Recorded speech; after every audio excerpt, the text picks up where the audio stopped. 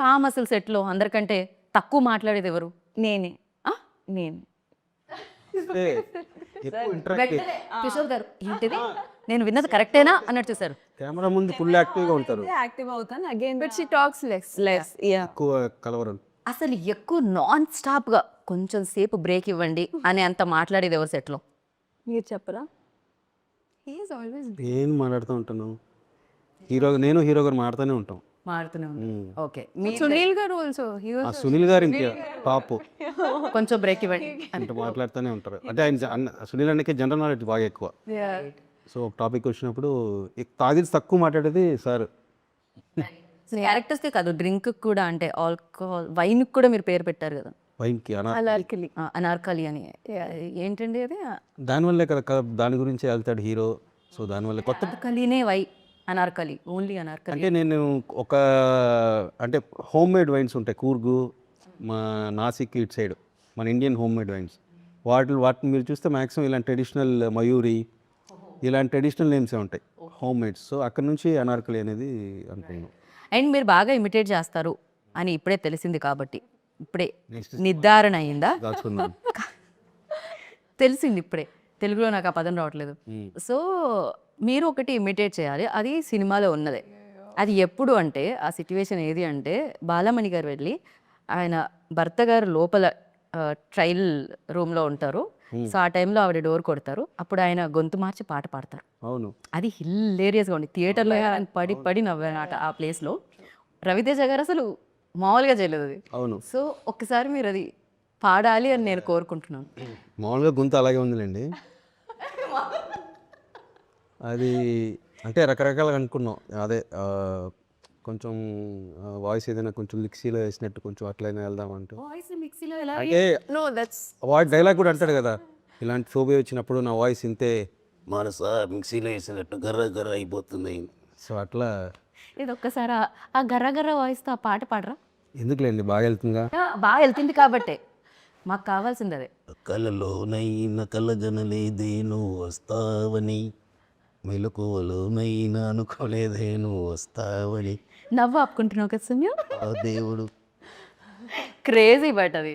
So అది first నుంచి స్క్రిప్ట్లో ఉండిందా లేకపోతే అప్పటికప్పుడు డెవలప్? లేదు, నేను ఫస్ట్ ఆయన అడిగారు, నేను డబ్బింగ్ కరెక్ట్గా చెప్పకపోతే నువ్వు చెప్పేసి ఆ పోర్షన్ అంతా అన్నారు. కానీ సూపర్గా బాగా సెట్ అయిపోయింది అయింది నాకు. అది అదే వదిన కొడుకు వరస్ట్లా కొడుకు అంటాడు కదా. సో అదంతా నాకు నువ్వు చెప్పే ఒకవేళ అది కానీ కరెక్ట్గా రాబోతాను. లేదు సార్ ఇది సూపర్గా వచ్చిందంటే ఇంకా అది.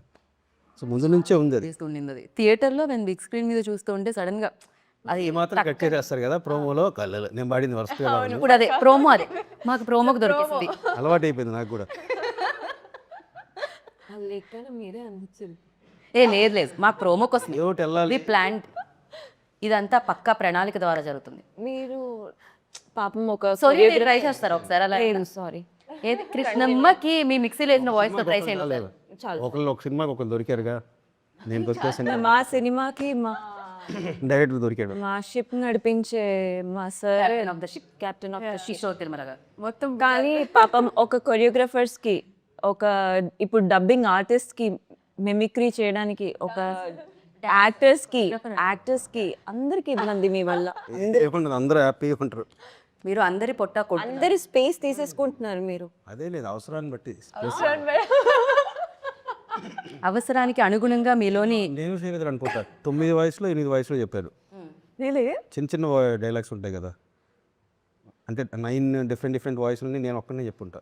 చిన్న చిన్న డైలాగ్లు ఉంటాయి, లాస్ట్ మినిట్ అడ్జస్ట్ చేయాలి, టక్కని ఇది ఉంటే బాగుంటుందని. సో అప్పుడు మనమే చెప్పేస్తాం. ఆ లాస్ట్ మినిట్లో మళ్ళీ మనం తీసుకొని వచ్చి పెట్టి. ఓకే. సో అంటే ఫస్ట్ నుంచి మీరు అలా డబ్బింగ్ ఆర్టిస్ట్ ఎవరైతే ఉందో ఆ జాబ్ మీరు తీసుకునే ఉన్నారు. దాని తర్వాత మాకు కొరియోగ్రాఫర్ది తెలిసింది, దాని తర్వాత లిరిసిస్ట్ తెలిసింది. లిరిసిస్ట్ అవుదామని వచ్చింది నేను ఇండస్ట్రీకి. వావ్. ఏ ఇయర్లో సరే? 2002. పాటలు ఎవరు తీసుకోవాలి, విన్నారు కానీ పంపించేశారు. అయ్యయ్యో. తర్వాత అసిస్టెంట్ డైరెక్టర్ అయ్యాను సీరియల్కి. కాకపోతే అప్పుడు నాకు ఆ పాటల మీద ఉన్న ఎక్స్పీరియన్స్ వల్ల నేను ఇప్పుడు మీరు సినిమాలో చూస్తే పాటలు మంచి మంచి కాన్సెప్ట్స్ అవన్నీ ఉంటాయి. యా. సో సీరియల్ సాంగ్స్ పెట్టాలి అని ఎందుకు అనిపించింది? కార్తీక దీపం, కృష్ణమ్మకి, గోదారికి ముందు నుంచి నాకు అంటే హీరో గారు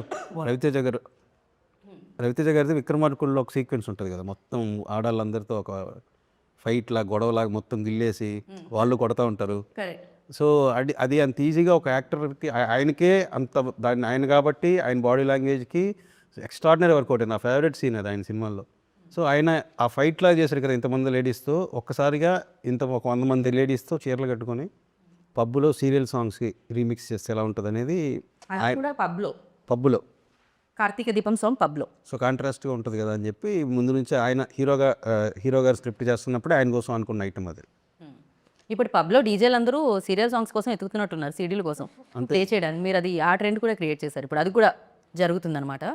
అండ్ నేను మీకు ఒకటి చూపిద్దాం అని అనుకుంటున్నాను, దాని మీద మీ రియాక్షన్ ఏంటి తెలుసుకుందాం అనుకుంటున్నాను. ఓకే, నేనే మిగతా వాళ్ళని అడగరా? ఇది అందరి రియాక్షన్ బేసిక్గా, నాట్ ఓన్లీ యూ. నేను మరీ అలా డైరెక్టర్ సైడే కాకుండా నాకు చాలా నచ్చింది ఇది.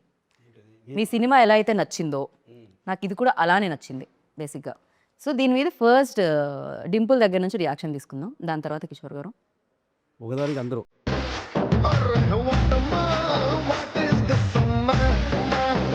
ఆ ఫేస్ చూడండి అక్కడ బాడీ మీద.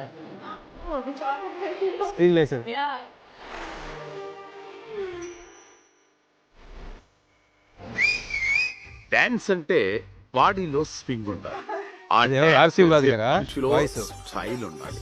స్టెప్పులు కాదు, డాన్సర్ స్వాగ్ మాట్లాడాలి. ప్రొఫెషనల్ డాన్సర్ నాకే చాలా బాగా కట్ చేశారు. ఈవెంట్ డాన్సర్స్ వార్మప్ చేస్తారు. అసలు దాని మీద మీ రియాక్షన్ ఏంటంటే, మీ సినిమా చూసి ఆనందించడమే కాకుండా సోషల్ మీడియాలో సినిమా చూసి వచ్చిన తర్వాత మీ మీమ్స్ చూసి కూడా ఆనందిస్తున్నారు అన్నమాట జనాలు. నేను కూడా షాక్ అప్పుడు అక్కడ చూడంగానే విపరీతంగా ఎంజాయ్ చేశాను. చాలా బాగా, అంటే ఇష్టంతో ఎడిట్ చేశారు ఎవరో కానీ రైట్ నా మీద. అండ్ ఇప్పుడు ఇంకొకటి ఫర్ డింపుల్, ఇది గెస్ట్ చేయగలుగుతారు మీరు ఆల్రెడీ. I wouldn't. డింపుల్ మీరేమన్నా గెస్ట్ చేస్తారు? I have a small dialogue for Ravi sir. ఒక మనిషి 100 రోజులు గుర్తుండాలంటే ఆ మనిషి 100 రోజులు బతకక్కర్లేదు, So viral. ఒక్క రోజు చాలు. ఒక్క నిమిషం విందాం. ఆ ఒక్క రోజు అతను సాధించే విజయాలే ఆ మనిషి 100 రోజులు గుర్తుంటాయి. డైలాగ్ అబద్ధం చెప్తా. అలా చెమ్మగిల్లి నెక్స్ట్ డే మీరు మనసులో ఏమనుకున్నారు చెప్పండి. అది 100 రోజులు అంటే బేసిక్గా మనకి 100 days ఫంక్షన్ ఒకప్పుడు ఉండేవి కదా, అలా మాస్ డైలాగ్ కదా, కొంచెం కాన్షియస్ అయినారు అంతే. అవును, కాన్షియస్ అయ్యాను. ఎందుకంటే నేను చెప్పేసాను ఉంది కరెక్ట్గా యా అవుతుంది అప్పుడప్పుడు అలాగే అవుతుందండి. ఫస్ట్ నేను నెక్స్ట్ డే చెప్పాను సార్, నేను చెప్పలేదు. నెక్స్ట్ సక్సెస్ మీట్ జరిగినప్పుడు చెప్పా, అది తడబడ్డాను నేనేనా చెప్పాను. బట్ రీచ్ అయిపోయింది ఏం చెప్పాలి. రీచ్ వాజ్ యునానిమస్, అంటే ఫ్యాన్స్ అన్ని దాన్ని ఒక వచ్చి వెనకాల ఆర్ఆర్ఆర్ వేసి, so I was like okay right.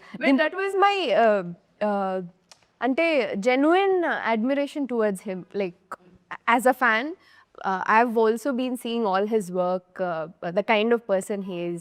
So as a fan, that came చాలా జెన్యున్గా వచ్చింది. బట్ డైలాగ్ ఇలా స్టేజ్ మీద చెప్పడం was for the first time. నేనే ఉన్నాను పక్కన, ఈవిడ 100 రోజులు అన్నారా, 100 బికాజ్ నాకు నెక్స్ట్ ఎవరిని పిలవాలి అనే దాంట్లో ఉంటుంది అనమాట నా గోల్. అంతా పాజిటివ్, ఓకే కూల్ ఏదో అన్నారు.